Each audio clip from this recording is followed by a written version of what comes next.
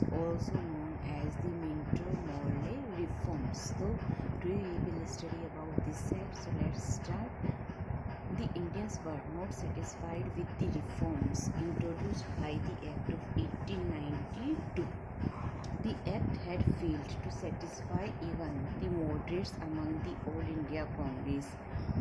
The rise of extremism within the Congress led to further dissatisfaction with the reforms. Several factors contributed to the rise of extremism within the Congress and the revolutionary movement outside it. The arrogant behavior of Lord Curzon and some of his administrative measures like the Calcutta Corporation Act, the Calcutta University Act, measures to check plague and the partition of Bengal fueled the patriotism of the Indians. The defeat of Russia by Japan in 1904 raised the morale of the Asians, including the Indians. The racial arrogance of the British and the humiliation of the Indians in India and outside it, particularly in South Africa, also provided provocation to the Indian nationalism. It resulted in the split of the All India Congress in 1907. The moderates won the day but failed to check the growing influence of the extremists within itself and outside. Therefore, the British government felt the necessity of satisfying the Indian public opinion before it could be swayed in favor of the extremists. The establishment of the Muslim League in 1906 also gave the government a chance to support Muslim communalism against Indian nationalism. A new scheme of reforms could certainly be utilized to ensure Muslim communalism. Thus, the necessity of further reforms arose to check the rise of extremism in Indian politics, win over the moderates in the Congress to the side of the government, and to keep satisfied the Muslim communalism. Lord Minto, the Governor General, was convinced of the necessity of the reforms. Lord Morley, the Secretary of State, also agreed with his view. Therefore, a committee was appointed by the Government of India to propose a scheme of reforms. The committee submitted its report, and when finally everything was settled between the Governor General and the Secretary of State, the Act of 1909 was passed by the British Parliament.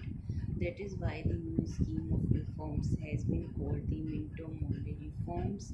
The main provisions of the Act were: first one was the number of members of the Legislative Council at the centre was increased from 16 to 60. Second, the number of the members of the provincial legislatures was also increased.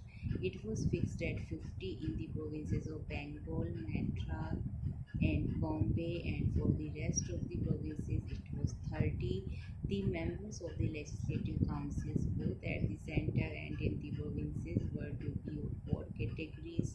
First one was ex officio members, the Governor General and the members of his executive council at the centre, and the governors and the members of their executive councils in their respective provinces were such members. Second one was nominated official members, the members nominated by the Governor General at the centre and by the governors in their respective provinces from among the government officials. Third, nominated non-official members, the members nominated by the Governor General at the centre and by the governors in their respective provinces but who were not officials of the government.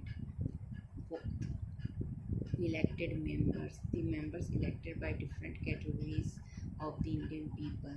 Fourth one is the act did not introduce territorial representative system in India. It introduced for professional and communal representative system, which has been described as the separate or communal electorate system in India. The constituencies for the purpose of elections were therefore framed and on professional and communal basis. For example, at the center, from among the 27 elected members, 5 were to be elected by the Muslims, 6 by the Chamber of Commerce of Bombay, 1 by the Chamber of Commerce of Calcutta, and 13 by the non-official members of all provincial legislative councils. The same procedure was adopted for the election of the members of the provincial legislative councils. Fifth one is at the center. The majority was kept of the official members, but in the provinces, the non-official members were kept in the majority. However, the majority was not of the elected members because the non-official members included non-official nominated members as well among them. Sixth one is the powers of the legislative councils were also enlarged.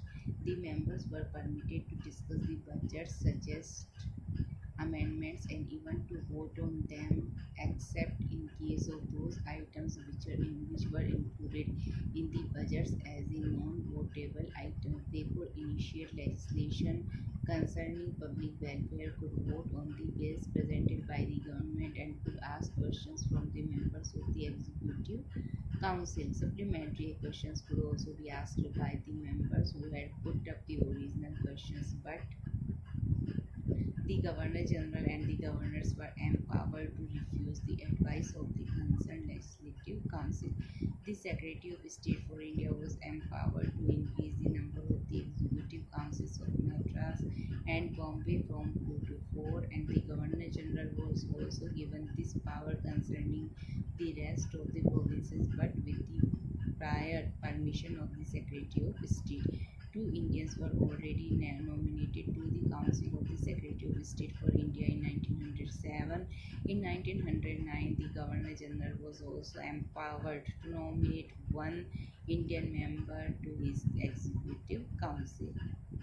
It was believed that the government had consulted the moderate leader Gopal Krishna Gokhale before introducing these reforms. Therefore, the All India Congress expressed its satisfaction over them. In 1908, the act certainly marked the climax of the policy of association pursued by the English in India. Lord Morley described these reforms as the opening of a very important chapter in the history of relations of Great Britain and India.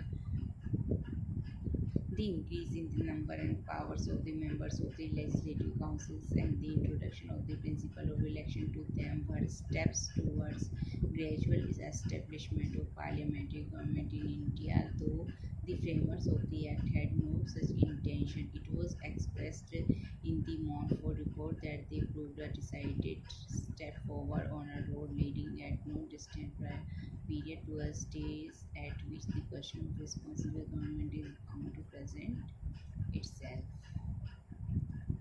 The reforms also gave experience of parliamentary government to the Indians. That's all for today from my side. Thank you very much.